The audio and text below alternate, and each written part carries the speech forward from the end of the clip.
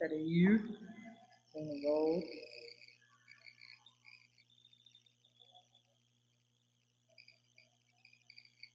Então, vamos lá.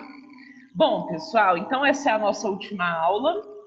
Desejo sorte a todos, em todas as disciplinas, que ninguém fique de recuperação, que ninguém reprove, né? Que todo mundo aí passe de primeira. Assim eu espero, que eu não tenha que fazer prova de recuperação, pelo amor de Nossa Senhora.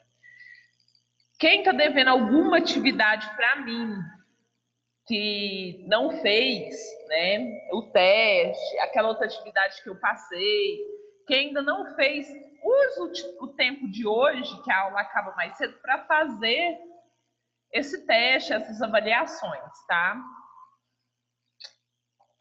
Façam isso. Então, vamos começar, pessoal. Primeira perguntinha aí básica que eu tinha colocado para vocês, né? A capacidade de campo pode ser definida como o intervalo em dias entre duas irrigações sucessivas? Não, né? Isso aí não existe. Não tem condição de ser isso. Isso aí é outra coisa, tá? O limite inferior da água no solo, sendo a mínima quantidade? Não, quando eu falo de mínima quantidade, eu estou falando do ponto de murcha permanente, certo? Então, não é.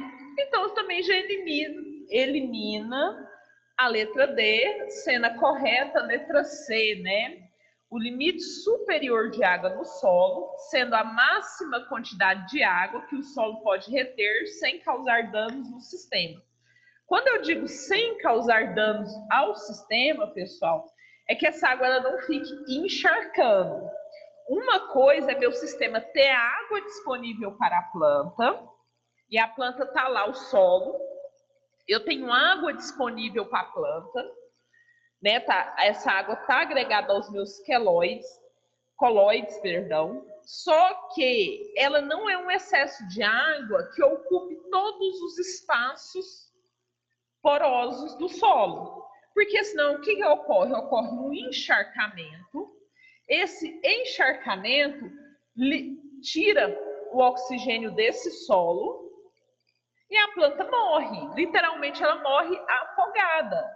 Ela morre por um excesso de água, a não ser que é uma planta adaptada a isso.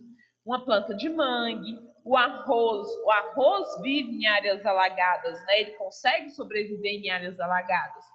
Então, no geral, pessoal, é um limite de água superior, o qual não vai ocorrer danos à planta, tá? Então, essa é a capacidade de campo. Está ocorrendo dano à planta, então já é uma água, né, que está sobrando ali no sistema, tá bom? Respondido. Se alguém não concordar, pode falar, tá? A segunda pergunta é: grande parte do sucesso de um programa de irrigação depende da determinação correta do turno de rega. O que é o turno de rega? O período, né, de quantos em quantos dias eu vou irrigar. Ou seja, do intervalo em dias entre duas irrigações sucessivas. O turno de regra, ele deve ser determinado do modo que permite o suprimento de água às plantas, de acordo com suas necessidades, nos diferentes estágios, lógico. A planta, quando ela é muito jovem, né, quando ela ainda é plântula, a quantidade de água que ela necessita é diferente quando ela está na época de reprodução, quando ela está na época de floração, quando ela está na época do enchimento de grãos, tá? Tem essa diferença. E dentro das limitações, ou seja, nos diferentes estágios do seu desenvolvimento e dentro das limitações de vazão e distribuição de água existente. Então, essa questão ela é verdadeira. Tudo que veio trabalhado aí nesse parágrafo é verdadeiro, tá?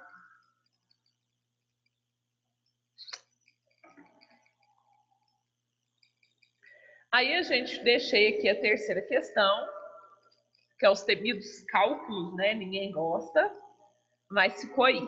Aí o primeiro vem, um solo com capacidade de campo de 36%, lembrando que nesse caso aqui está em peso, ponto de murcha permanente em 15%, densidade de 1, com plantio de milho, nossa, essa raiz ficou grande com milho, mas tudo bem, 50 centímetros, e fator 0,4. A irrigação é feita por aspersão, a gente sabe que toda irrigação ela tem uma eficiência, né? Então eu peço o DTA, CTA, CRA, IRN e, por último, o ITN. Qual foi a resposta correta? Eu fiz o cálculo aqui, caso alguém não tenha encontrado. Primeiro cálculo. O que eu separei que é interessante para mim? Lógico, a capacidade de campo, né? A minha capacidade de campo aí. Meu ponto de murcha permanente, a densidade, a profundidade do meu sistema radicular, meu fator e a eficiência da irrigação. E eu trago os cálculos aí. DTA é igual à minha capacidade de campo, que é 36, menos meu ponto de murcha, que é 15, dividindo isso por 10 vezes a densidade aparente. Então, ficou 21 dividido por 10 vezes 1, que deu 2,1. Se vocês vierem no exercício, você tem a letra A e a letra B aí, né, que poderia ser. Então, eu tenho que continuar meu exercício. O CTA é a resposta do DTA vezes a raiz, que é de 50, né, o Zzinho aqui é a raiz. Então, meu sistema radicular, então ficou 2,1 vezes 50, que deu 105 milímetros. Eu volto aqui, observo que todas as opções, inclusive as minhas duas primeiras, têm essa opção. Venho com CRA, capacidade real, né, da água, que é o meu CTA vezes o meu fator. Qual que é o meu fator aqui? 0,4. O que é o fator? Se alguém perguntar assim, o que é o fator? O fator, pessoal, é assim. Vou explicar para vocês, caso alguém ainda não entendeu por que existe esse Fzinho, esse fator aí. Vocês percebem que o meu solo, ele tem uma capacidade de campo de 36% e ponto de murcha permanente em 15%. Ou seja, quando a água chega ali no solo em 15%, ela está tão aderida ao solo que ela não libera mais água para a minha planta. No sistema de irrigação, eu não posso deixar isso acontecer. Porque vamos colocar que aconteceu um imprevisto e por algum motivo eu precisava irrigar naquele dia e faltou energia. Eu não irriguei, mas já estava no ponto de murcha permanente. Aí a energia, como é na roça, demorou 2 dias para estabilizar, para voltar. Nesses 2 dias eu perdi minha planta. Por isso que eu tenho o fator 0,4. O fator, hora que a água chega em 40%, vamos assim dizer, antes de chegar no ponto de murcha permanente, eu preciso fazer a irrigação. Tá? Esse fator é determinado pela cultura que você está trabalhando. Porque a gente tem culturas mais sensíveis do que outras à seca, né? Nós temos plantas CAN que resistem uma bela de uma seca.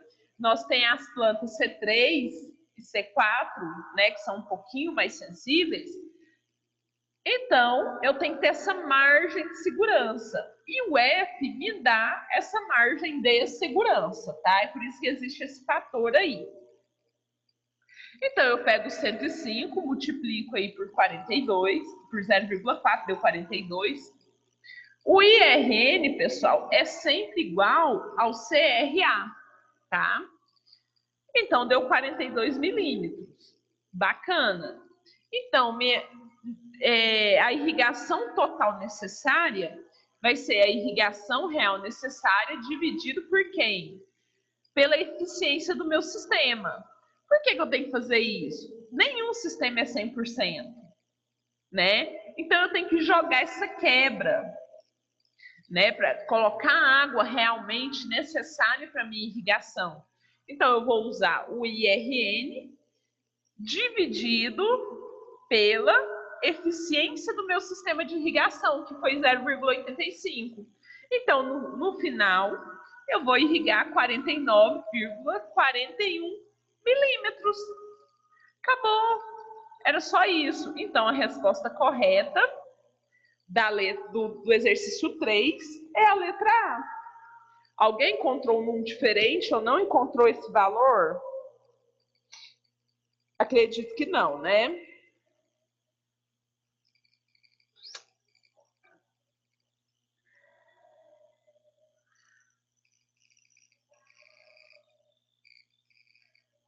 Vem o exercício 4. Ana, o detalhe aí é nunca esquecer a parte de peso e volume, né? Isso. Gera um problemão.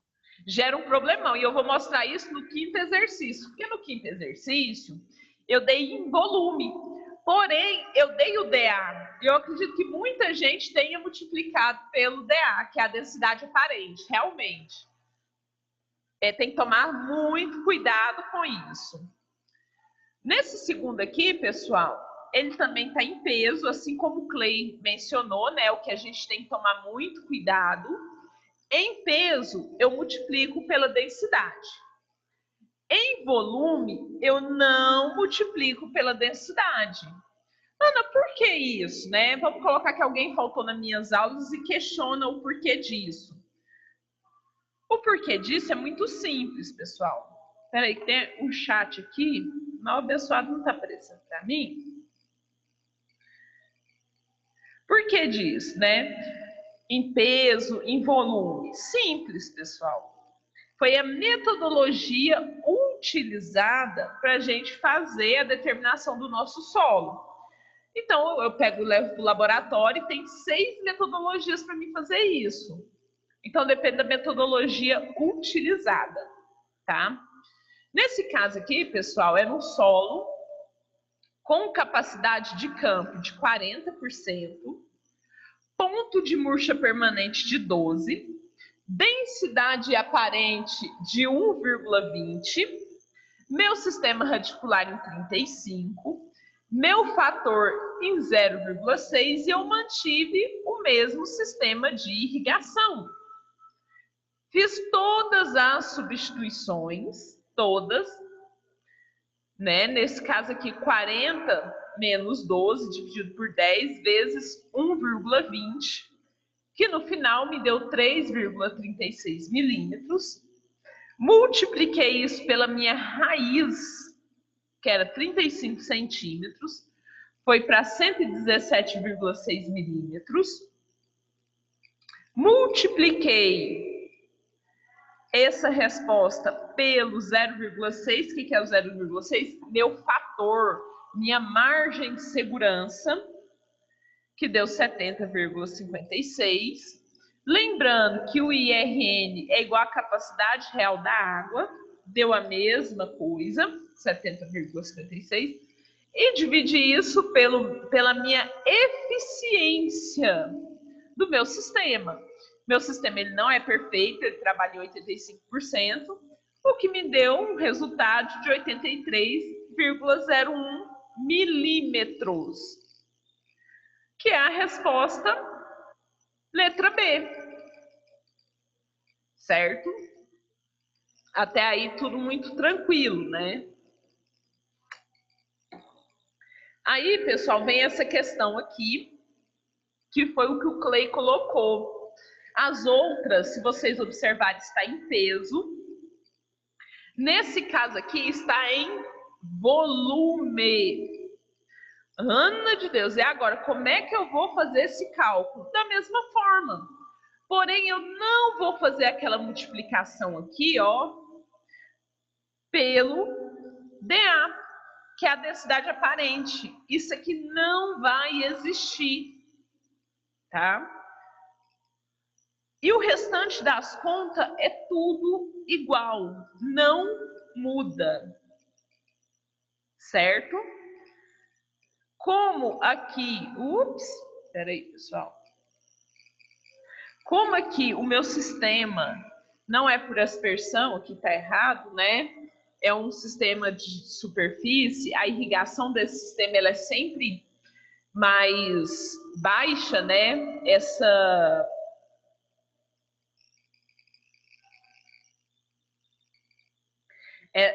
como é que eu vou dizer? Essa eficiência da irrigação ela é sempre muito baixa. Então, eu multipliquei por 0,60, o que eu vou necessitar de 35,75 milímetros, tá? Essa que é a diferença. Se vocês, por acaso, tivessem multiplicado pela densidade, seria esse resultado aqui, a letra D. A diferença é muito gritante, muito, tá? É uma diferença expressiva, porque sem a multiplicação aqui dá 1,3. Com a multiplicação da densidade aparente, isso aqui vira 1,95. Tomem cuidado, tá, pessoal? No exercício da prova, percebam se está em volume ou se está em peso. Para quem cair atividade do cálculo, na avaliação tem que observar isso, tá bom? Aí agora começa aquelas perguntas, vamos dizer assim, fáceis, né? Vamos falar aí de precipitação, foi na mesma aula que a gente falou de estações meteorológicas. A precipitação medida no pluviômetro é conhecida como? O que é o pluviômetro?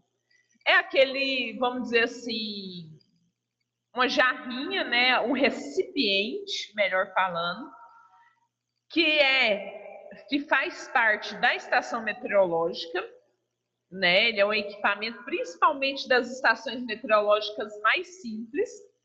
E a função dele é fazer o quê? Recolher a água daquelas 24 horas. Então, ele vai contabilizar quanto choveu naquelas 24 horas, né? Precipitação, para quem não sabe, é chuva. Então, a chuva medida no pluviômetro é conhecida como total. Pode até ser. Provável? Não, né, gente? Ela é certeira. Estimada? Estimada por quê? Se eu estou pegando o que realmente aconteceu ou precipitação real. Na verdade, pessoal, é a precipitação total, tá bom? É o que choveu naquelas 24 horas, é o que realmente conta para o solo. Dentro ainda dessa questão da chuva, né, da precipitação, a gente vem com essa pergunta aí. Parte da chuva que fica disponível para atender a demanda evapotranspirométrica da cultura, ela é conhecida como precipitação total? Não, precipitação total a gente já falou no exercício anterior, então esquece. Precipitação efetiva? Não sei, né?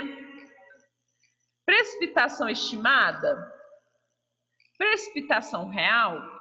E o que é evapotranspirométrica, né? Parece um xingamento. É aquela evaporação e transpiração da cultura. E não só da cultura, como também do solo. Porque aquele solo que está envolto ali da cultura, ele também perde água, né? Ele passa por esse processo de evaporação. Então, não é só a cultura que transpira, que perde água, o solo também. Então, se o meu solo vem coberto por matéria orgânica, por massa, né, em decomposição de outras culturas anteriores, se ele tem essa cobertura, morta ou viva, não importa, se meu solo está coberto, o que acontece? Ele evita perda d'água. Isso é muito bom. Um solo coberto é bacana por quê? Porque ele também preserva a quantidade de água no solo. Então, eu fico com mais água disponível para a minha planta. Por isso que o plantio direto ele é tão benéfico para as plantas. Porque essa planta que está ali, aquela cobertura morta, aquela cobertura em decomposição, ela é capaz de proteger o solo para que não ocorra evaporação e permaneça mais água para as minhas plantas. Então, daí, né, o interessante de você ter um plantio direto. Bom, então, respondendo essa pergunta, minha precipitação efetiva Essa precipitação efetiva é aquela água que cai no solo e atende a necessidade hídrica da minha planta. Choveu ou eu irriguei. Aquela água que minha planta utilizar é a água efetiva. Ela fez o papel dela, né, de disponibilizar água para a planta quanto necessário. Ainda dentro desse tema, falando ainda de precipitação, né, a precipitação ou a chuva, dependente da quantidade mínima de precipitação com determinada probabilidade de ocorrência, é conhecida como precipitação. Quando que eu utilizo essa precipitação? Para clarear a mente aí de vocês, foi quando eu falei. Eu não tenho uma estação meteorológica na minha área, nem próxima dali, então não fica viável, né, eu ter uma segurança nos dados meteorológicos, tá? Só que eu preciso, por algum motivo, fazer um cálculo de irrigação. Resolvi implementar um sistema de irrigação, por mais simples que ele seja, e eu preciso ter uma noção, né, de quanto chove naquela região para mim fazer um cálculo de irrigação. Eu não tenho uma estação meteorológica ainda, eu estou em fase de implementação, de crescimento. Como é que eu faço? Eu pego os dados da região dos últimos 5 anos e faço uma média de chuvas. Dentro dessas médias, eu olho as catástrofes, que são aquela ocorrência de muitas chuvas, ou ocorrência de uma seca extrema, né? De uma seca mais severa, de uma estiagem mais permanente. Então, pessoal, essa é a precipitação que vai depender dessa quantidade mínima de probabilidade. Se é uma probabilidade, não é uma certeza. Eu peguei os dados. Então, é o quê? Uma precipitação provável. Choveu X nos últimos 5 anos. É uma média da região. Isso vai ser certeiro? Não. É uma probabilidade, não uma precisão. Então, a precipitação dependente da quantidade mínima de precipitação com determinada probabilidade de ocorrência é conhecida como precipitação provável. Quando que eu utilizo a precipitação provável? Quando na minha área não tem uma estação meteorológica e eu preciso estimar uma quantidade de chuva para aquela região ou para aquela área. Continuando aí, né, pessoal? Já saímos um pouquinho dessa questão de precipitação, mas ainda falando de água. A soma dos componentes transpiração, foi o que eu já falei, a planta transpira para não morrer cozida, e evaporação, a água evapora, foi o que eu falei, o sol bate no solo, vai secar esse solo, vai ocorrer a saída da água desse solo. É conhecida como, e sua definição é de fundamental importância, pois define o consumo de água pelas plantas. Então, pessoal, juntando aí transpiração com evaporação, é conhecido como evapotranspiração, tá? É evaporação juntamente com a transpiração da minha cultura. E por que é tão importante? Para mim determinar quanto de água a minha planta consome. Tem plantas, pessoal, que tem cutículas, né? Que tem uma cobertura na sua folha que impede a saída, a perda d'água. Tem plantas que têm uma quantidade estrondosa de estômatos, né, muitos estômatos, e precisa transpirar com a maior urgência. Ela não tem a capacidade de dissipar o calor. Então, acaba que ela consome mais água. Podemos dizer até que ela morre com maior facilidade numa época de seca. Então, aqui a resposta é evapotranspiração.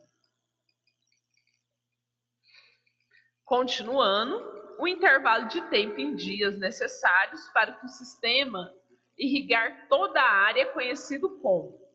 Bom, pessoal, eu sei que de dias em dias eu vou precisar, né, irrigar. Então, eu vou ligar meu sistema de irrigação em determinado período.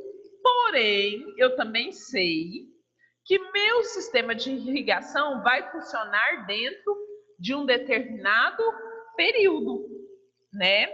Então, aí eu tenho duas coisas. Primeiro, o intervalo que eu tenho que irrigar e o intervalo que eu gasto irrigando as minhas plantas. Nesse caso, ele quer saber justamente isso. O intervalo em tempo, pode ser em horas e até mesmo em dias, necessários para o sistema irrigar toda a área. Ele é conhecido como turno de rega? Não, o turno de rega não é o período que eu vou gastar irrigando. É o período que eu gasto entre uma irrigação e outra. Então, é conhecido como período de irrigação.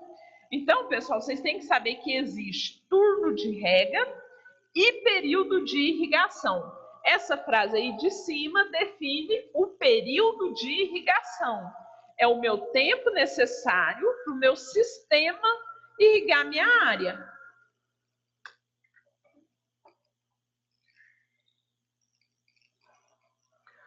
Os métodos de irrigação podem ser divididos em localizada, gotejo e microaspersão, localizada, aspersão e convencional, superfície, faixa e sulco, localizada, aspersão e superfície. Foi o que eu falei para vocês, pessoal. A irrigação ela existe e ela é dividida em três tipos principais. Depois desses três tipos principais, ela vem aí com subdivisões da irrigação, né? Nesse caso, os métodos de irrigação podem ser divididos em localizada, aspersão e superfície. Lembrando que tem as suas variações. E nesse exercício, aqui eu trago justamente, a gente começa a falar dessas variações, né? Aqui nesse caso é a irrigação localizada.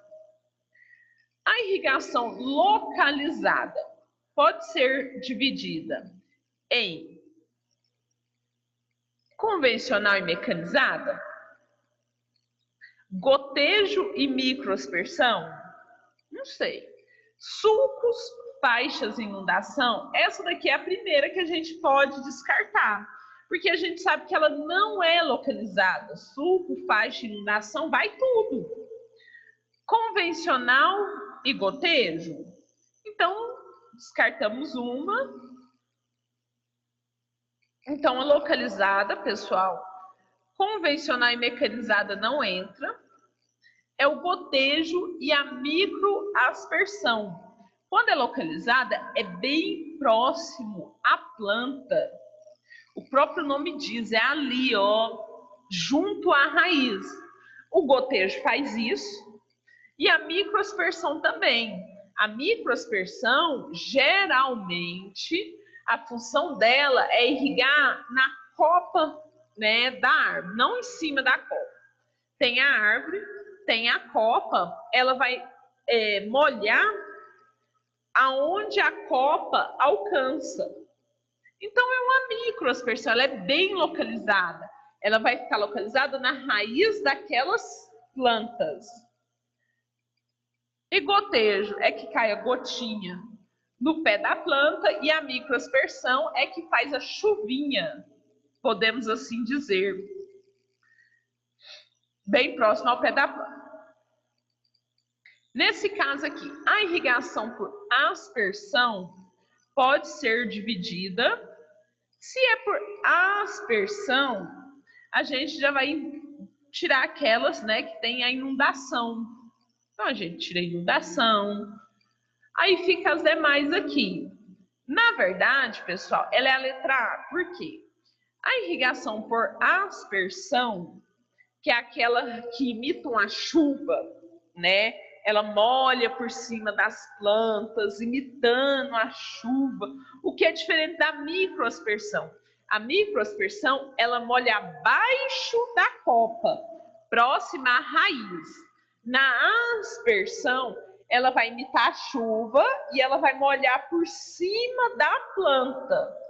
Então, nós temos o sistema convencional, que tem várias divisões. Tem o fixo, o semifixo, né, o subterrâneo, que é o sistema que passa debaixo da terra, que é muito utilizado em pastagens. E nós temos o mecanizado, né, que tem uma estrutura que é movida por um motor. Ambos fazem a mesma função, que é gotejo. Que é gotejo, não. Que é pegar a gota da água, transformar ela numa partícula menor, imitando a chuva. Então, a irrigação por aspersão é dividida em convencional e mecanizada. Agora a gente vem falando por irrigação por superfície. O próprio nome diz, é aquela irrigação onde eu vou trabalhar na superfície do solo. A gente já descarta essa, convencional e mecanizada. A gente descarta gotejo e o microaspersão, que a gente já sabe que não pertence. Sobra quem? Sulco, faixas e inundação, certo? Sulcos é quando eu tenho pequenas ruazinhas que são encharcadas. Faixas são tabuleiros, né? Eu tenho grandes tabuleiros, esses quais são inundados por água. E inundação é quando eu entro numa área grande e inundo toda essa área. Eu libero uma quantidade de água suficiente para causar uma inundação em toda aquela área determinada. Essas são os tipos de irrigação por superfície. Continuando aí nessa brincadeira nossa, falando de irrigação. A irrigação por inundação é um método em que a aplicação de água na superfície do terreno assemelha-se à chuva? Peraí, essa professora é louca, da onde isso? O próprio nome aqui diz inundação. Como é que uma inundação vai se assemelhar à chuva? Eu não preciso nem ler o restante da questão, que eu já sei que ela é o quê? Falsa, certo? Simples e básico assim. O sistema de irrigação por aspersão mecanizada, eu já venho aqui e imagino, a Ana explicou isso na aula, eu sei o que é uma aspersão mecanizada, é um canhão, é um pivô central, né? Isso são aspersões mecanizadas. Além do movimento de rotação, deslocam-se ao longo do terreno, efetuando a irrigação. Até aí é verdade. Em sistemas que possuem um mecanismo de propulsão, que permite a movimentação enquanto aplica a água no terreno. Essa questão ela é totalmente verdadeira, certo? A irrigação localizada. Opa, a Ana acabou de me explicar o que é uma irrigação localizada. A irrigação localizada por gotejo compreende a aplicação de água gota a gota, verdade, né? Diretamente na região da raiz da planta, em alta frequência e baixo volume. Essa questão, pessoal, da alta frequência e baixo volume, ela é muito importante, tá? Principalmente dependendo do seu tipo de solo. E se for um solo arenoso, essa questão também, um solo arenoso não, um solo arenoso, tem um porquê, e um solo compactado ou um solo argiloso em excesso. Porque diretamente na região da raiz, então está muito próximo à planta. Em alta frequência, constantemente, então fica pingando ali. E baixo volume, porque se eu coloco alta frequência e alto volume, Isso vai causar uma erosão, causa um encharcamento dessa área muito rapidamente e, consequentemente, uma erosão, que vai levar os nutrientes que estão muito próximos à raiz da planta embora. Então, a irrigação localizada por gotejamento, até esse momento está certa essa resposta. De modo que mantém o solo na região das plantas com a boa umidade. Com isso, a eficiência de aplicação é bem maior e o consumo de água menor, né? A gente não tem um desperdício. Então, essa questão ela é extremamente verdadeira. Aí agora a gente vem também falando dos métodos de irrigação. Eles podem ser pressurizados e não pressurizados. Quando que é pressurizado, pessoal? Quando passa dentro de uma tubulação. Pressurizados é quando eu estou dentro do encanamento, né? Eu estou direcionando essa irrigação. E o não pressurizados é quando a água vai à la vontade, né? À la vontade.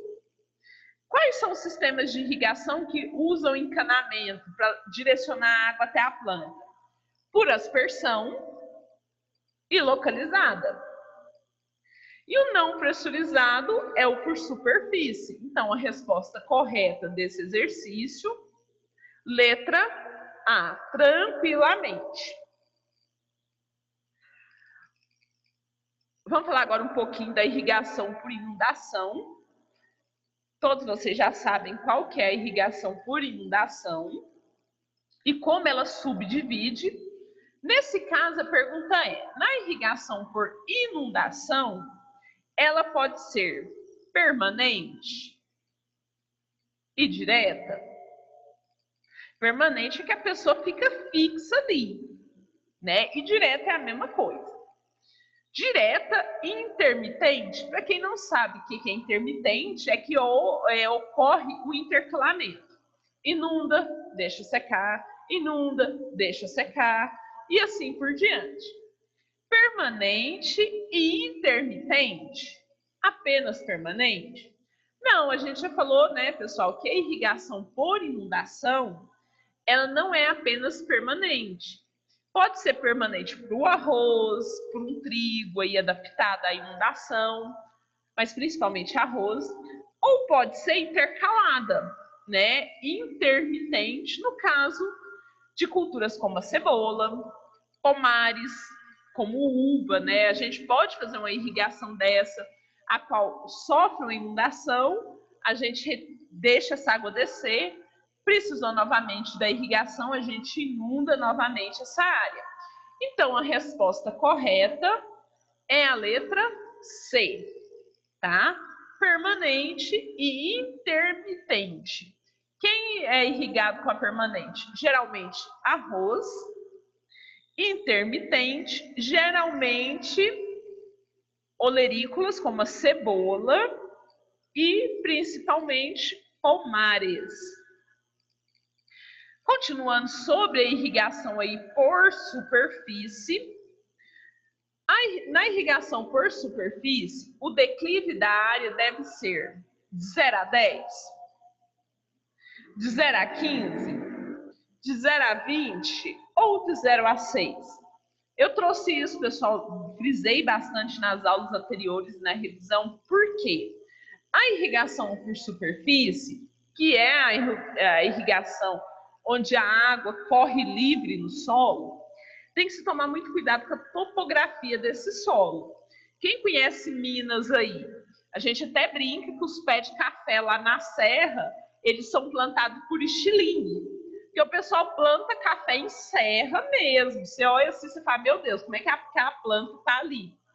Raciocinem comigo. Vocês fazem uma irrigação, né? Montou uma represa lá no topo do morro, vou fazer irrigação por inundação.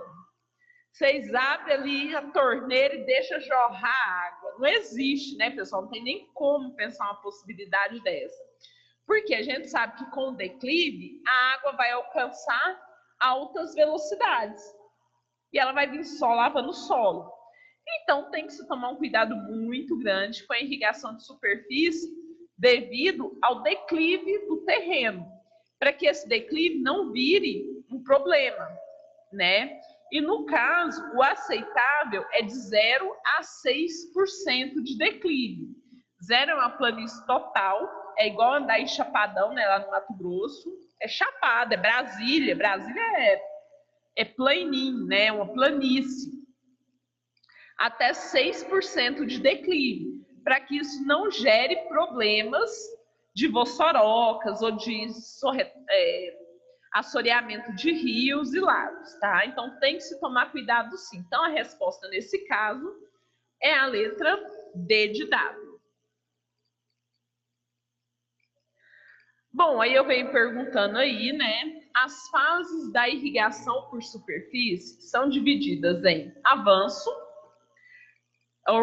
As fases da irrigação da superfície são divididas em avanço, não sei, reposição. O que é o avanço, pessoal, na irrigação? O avanço é quando eu abro o meu sistema de irrigação e a água começa a entrar e chega até o final, ocorrendo, né, o molhamento, a inundação dessa área. Então, a letra C a gente já descarta, porque ela não tem o avanço e a gente precisa do avanço. Aí vem reposição, reposição e recolocação. O que é a reposição, né? No caso da irrigação por superfície. É quando é a minha água que chegou aqui no começo, já chegou lá no fim. Desculpa, houve o avanço.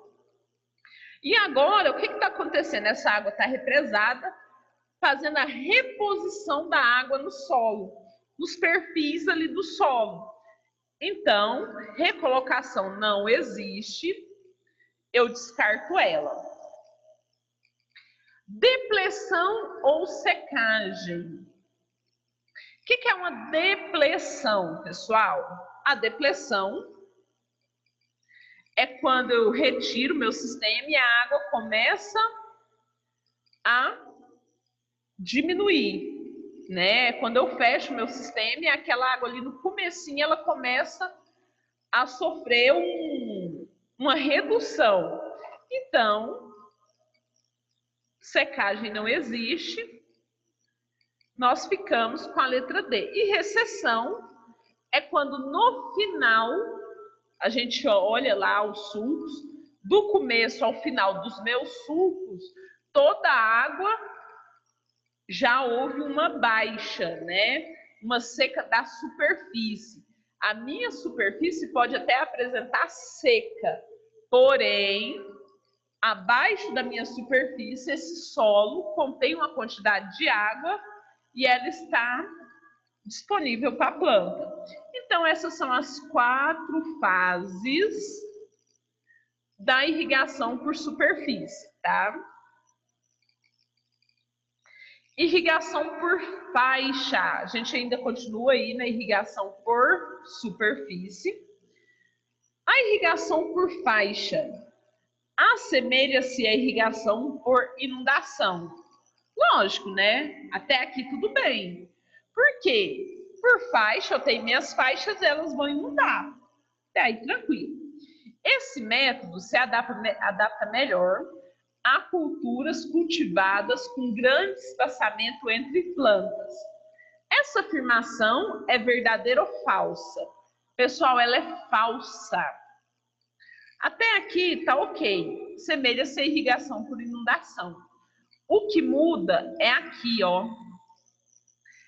Nós estamos falando, pessoal, de pequenos espaçamentos. Porque se eu tenho um espaçamento maior, eu posso trabalhar com sulco. Eu faço rasgo, um pomar, um exemplo, pomar de laranja. O que acontece? Eu tenho um espaçamento muito bom entre fileiras, né, entre linhas. Naquele meio ali eu posso fazer um rasgo e fazer um sulco. Já em culturas com pequeno espaçamento, eu não consigo fazer isso. Então, eu faço os tabuleiros, né? As faixas são delimitações menores de terra, inundo com água e depois eu desligo lá o sistema de irrigação, né? Ou eu fecho minhas compotas e essa água desce. Então, não dá para me fazer suco, fica complicado. Então, eu preciso de fazer a irrigação por inundação em faixa, porém em pequenos espaçamentos. Então, é uma resposta falsa.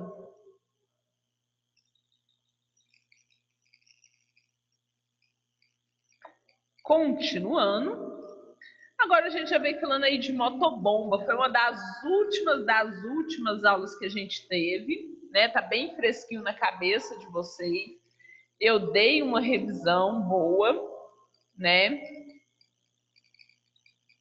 E vamos lá. O conjunto de motobomba tem a função de sugar a água de sua fonte de origem e enviá-la sob pressão para o interior de tubulações apropriadas. Até agora, tranquilo, né? Onde a mesma será conduzida até os emissores, que no caso do sistema de irrigação por sulco, podem ser os aspersores, difusores ou o canhão hidráulico. Pessoal, ela é falsa devido a isso aqui, ó. Desde quando irrigação por sulco, criatura? A água é conduzida e levada até os aspersores.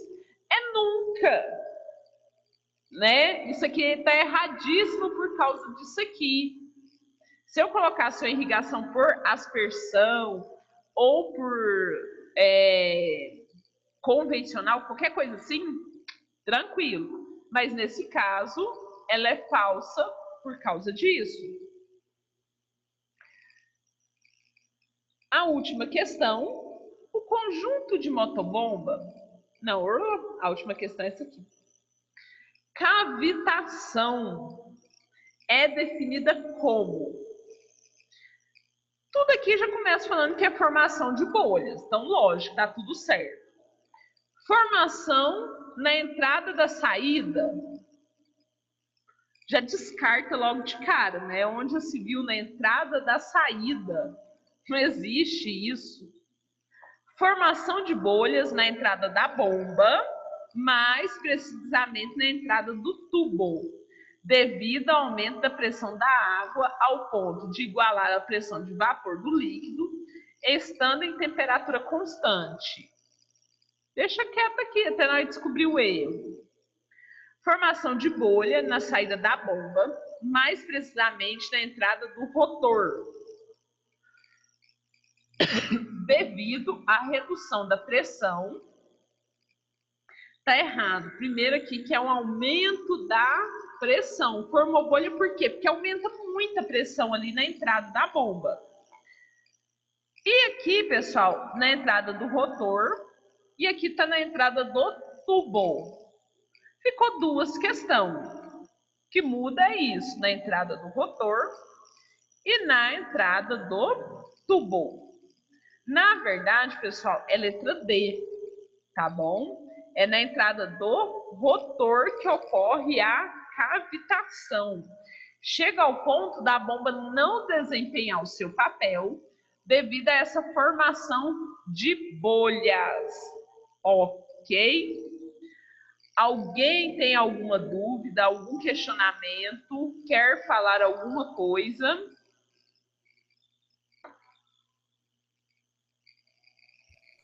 Volta lá no cálculo de novo. Hã? Volta lá no cálculo lá de novo. Vou voltar nos cálculos de Volta novo. no cálculo aí, professora, que não entrou, não. Deixa eu ver se esse aqui é o primeiro. Esse é o primeiro cálculo que tem, né? Esse cálculo aí, pessoal, ele vem falando em peso. Foi o que eu falei para vocês. Vocês têm que ter em mente quando que eu trabalho em peso, quando que eu trabalho em volume. Tá? Peraí, pessoal. Tem alguém conversando, vou pôr todo mundo mudo. Ficou mudo, muito bom. O que acontece, pessoal? Então, eu tenho que tomar muito cuidado quando eu trabalho em peso e quando eu trabalho em volume. Quando eu trabalho em peso, eu vou multiplicar pela densidade aparente. Quando eu vou trabalhar em volume, eu não faço isso. Aí eu vim aqui e dei o exemplo. O que o meu exercício fala? Fala da minha capacidade de campo. Ok, eu vou utilizá-la. Fala de ponto de murcha permanente. Ok, eu vou utilizar o ponto de murcha permanente. Nesse caso aqui, como é por peso, eu vou utilizar a densidade aparente. Já está no exercício, não precisa calcular. Vou utilizar a profundidade radicular, que a profundidade é esse Zzinho aqui da fórmula. E o F, que é meu fator. Fora isso, eu também vou utilizar a eficiência do meu sistema de irrigação. Qual que é a capacidade do meu sistema de irrigação em ser eficiente? Aí eu dei as fórmulas. Primeiro cálculo que eu pedi, o DTA. Eu não sei o que, total da água. Distribuição total da água, se eu não me engano. Memória agora está falhando. O que acontece, pessoal? Eu vou usar aqui o CC, que é a capacidade de campo, 36, menos 15, que é meu ponto de murcha permanente, dividido por 10. Esse 10 é da fórmula, tá? Não sai, não muda, ele vai existir aí. E o 1 aqui é da minha densidade aparente. Fiz a multiplicação. Quem faz no celular, tomem cuidado, porque se fizer tudo de uma vez, vai dar erro a multiplicação. Então, primeiro, vocês fazem igual eu fiz aqui, passo a passo. 21 dividido por 10, igual, aí vocês multiplicam por 1, que dá 2,1. Se for fazer na calculadora, pessoal, científica, isso aqui tem que estar entre parênteses. No celular também, tá? Quem for colocar o celular no modo científico, isso aqui tem que estar entre parênteses. Pode fazer diretão, desde que vocês montem a fórmula dentro de parênteses. A capacidade total de água, disponibilidade total de água, capacidade total de água do meu solo. A capacidade total de água do meu solo, pessoal, é a resposta do primeiro exercício vezes o Z. Quem é o Z? Meu sistema radicular. Nesse caso aqui é 50. Então, o que eu vou fazer? Eu vou pegar a resposta aqui do meu exercício, do primeiro exercício meu, 2,1, repetir, e vou multiplicar pela minha raiz. A minha raiz aqui é 50. Eu só venho e faço essa multiplicação, que deu 105 milímetros. Capacidade real de água é igual à capacidade total de água do meu solo vezes o fator. Eu expliquei o que era o fator. O fator é minha margem de segurança. Ah, se eu quiser aplicar só essa quantidade de água, eu posso? Pode. Aplica só ela, né? Trabalha com ela. Por quê? A capacidade total de água do meu solo é 105. Meu solo segura isso aqui, 105 milímetros de água. Excelente, nossa, ótimo. Parabéns para o meu solo. Só que nós temos um detalhe. A gente trabalha com capacidade de campo e ponto de murcha permanente. Quando chega no ponto de murcha permanente, minha planta morreu. Esse fator, esse Fzinho, é um fator de segurança. O que significa esse fator de segurança? Quando minha água chegar a um X ponto, eu vou precisar irrigar. Por quê? Para não permitir que o solo chegue em ponto de murcha permanente e que minha planta não comece a sofrer um estresse hídrico. Porque tudo bem, eu tenho água disponível, só que como essa água começa a faltar, minha planta começa a fazer mais força para tirar água do solo. Então eu tenho o F é um fator de proteção. Isso significa o quê? Capacidade real de água. É a capacidade real que meu solo vai segurar de água para que minha planta não sofra. Então, meu solo segura 105 milímetros. Segura 105 milímetros. Porém, quando meu solo chegar em 42 milímetros, eu já vou irrigar. Para que minha planta não se estresse. Para que minha planta não passe raiva, não passe sede. Então, o que eu faço? Eu ponho um fator de 105, que é a capacidade real de água do meu solo.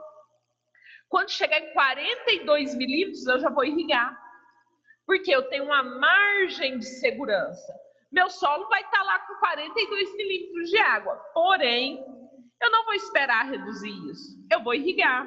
Então, por isso que eu multiplico por esse fator e cai tanto a água do meu solo. Capacidade real de água. Qual que é a capacidade real de água disponível para minha planta? É o 105? Não. É 42. Quando chegar em 42, eu vou irrigar. Meu solo segura 105. Porém, quando ele alcançar 42 milímetros, eu vou irrigar. IRN é igual CRA. O que é o IRN? Irrigação real necessária. Por que eu falo que meu IRN é igual ao meu CRA? Eu posso fazer um cálculo. Existe um cálculo que a gente faz, o qual a gente usa a mesma conta aí do DTA, só que a gente multiplica ainda pela raiz e multiplica ainda pelo F e encontra o IRN. Mas a minha margem de segurança pode ser 42. Então, não vou fazer cálculo para isso. Eu vou manter os 42. Então, minha irrigação real necessária vai ser os 42 milímetros.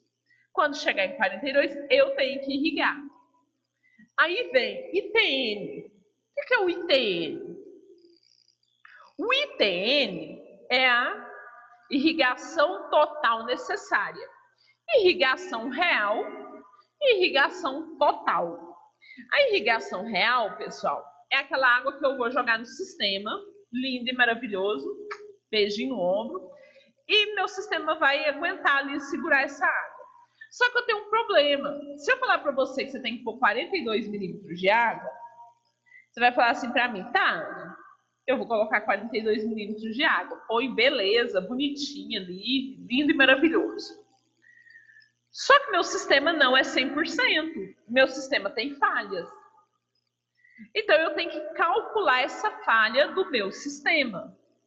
Então, eu vou pegar o ITN, que é igual a irrigação real necessária, e dividir por a falha do meu sistema, né? Ou pela eficiência dele, trabalha em 0,85. Então, nesse caso, será o 42 daqui, dividido por 0,85. Eu tirei isso aqui da porcentagem, virou isso aqui, ó. Viu? Que dá um total de 49,41 milímetros. Simples assim. Ok? Dúvidas? Tranquilo, né? Professora, Pergunta. não tem como você fazer, tipo, naquele dia lá da aula prática, não? Só pegando só o exemplo, a questão e vendo qual os números que eu vou pegar e de como que eu vou fazer a conta, passo a passo ali. Desse Aqui? jeito, também não. Tipo, tem a questão lá, né? Aí... a gente faz aqui, ó. Vamos lá. Qual os números que eu vou pegando para poder montando a conta, entendeu? Vamos fazer de novo aqui. Vamos lá, eu vou copiar aqui, ó. Acompanha aí. O exercício está aí. Acompanha aí. Um solo com capacidade de campo, então eu já sei o que é a capacidade de campo. Tranquilo. É igual, capacidade de campo, 36. Eu tenho meu ponto de murcha permanente. Nesse exercício aqui, ele é 15. Eu tenho a densidade. Nesse exercício aqui, ela vale 1,0. Morreu aí? Eu estou trabalhando com uma planta que a raiz, ela é de 50. A raiz é o Z. Você não pode esquecer isso. Tranquilinho. E meu fator, que é a minha margem de segurança, eu estou trabalhando em 0,4. Simples aí. Eu preciso calcular isso aqui. No caso do DTA, o que é minha conta? Eu vou abrir um parênteses aqui.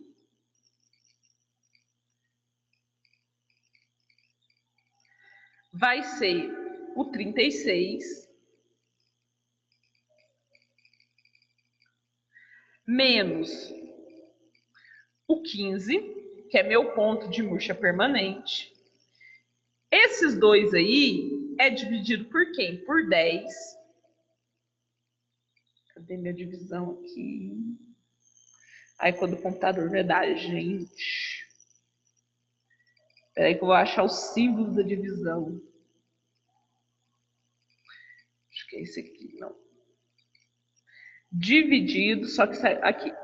Dividido por 10.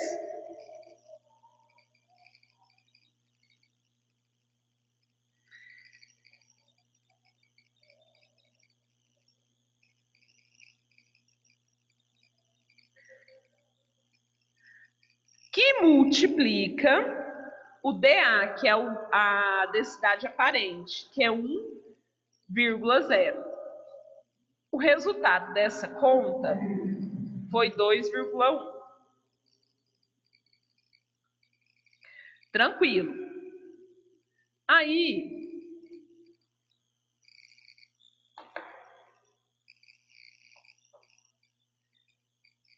eu preciso calcular o meu CTRA. Meu CTA. O que é o CTA? É a resposta. Nossa, eu comi a letra do.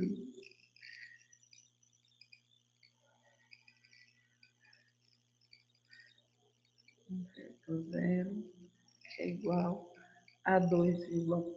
Aí eu preciso calcular o meu CTA. Quem que é meu CTA? O meu CTA é meu 2,1 desse exercício vezes a minha raiz. Quem é a minha raiz? 50. Eu coloquei aqui para vocês, que é meu Zzinho. Ele é meu 50, que deu igual 105.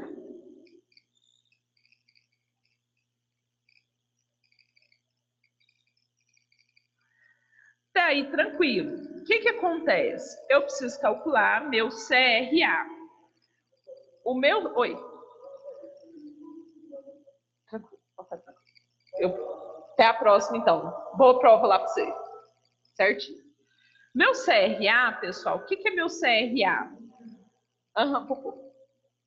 Meu CRA é o 105 vezes o meu fator. Quem é meu fator? Tá aqui, ó, 0,4. Foi o último negocinho que eu coloquei aqui. 0,4. Que deu um resultado de 42. Eu sei que o meu IRN é igual o meu CRA. Então, também vai ser 42. Eu vou repetir esse valor. Por último, eu preciso calcular o meu ITN. Meu ITN nada mais é igual meu CRA dividido pelo, que eu não coloquei, pela eficiência do meu sistema.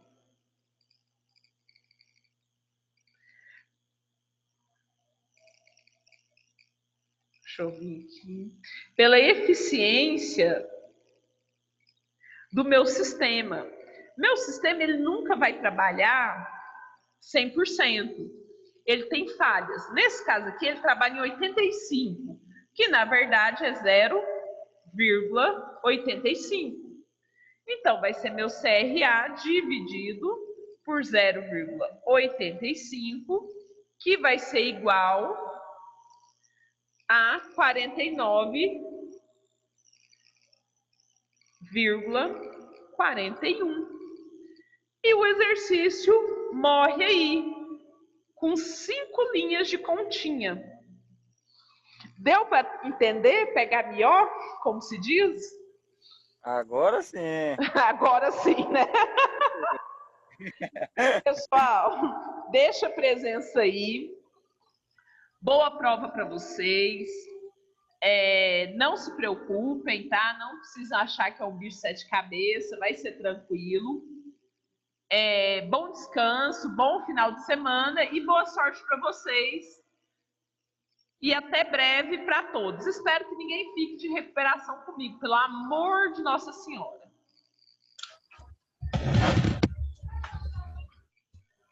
Bom descanso para todo mundo. Oi.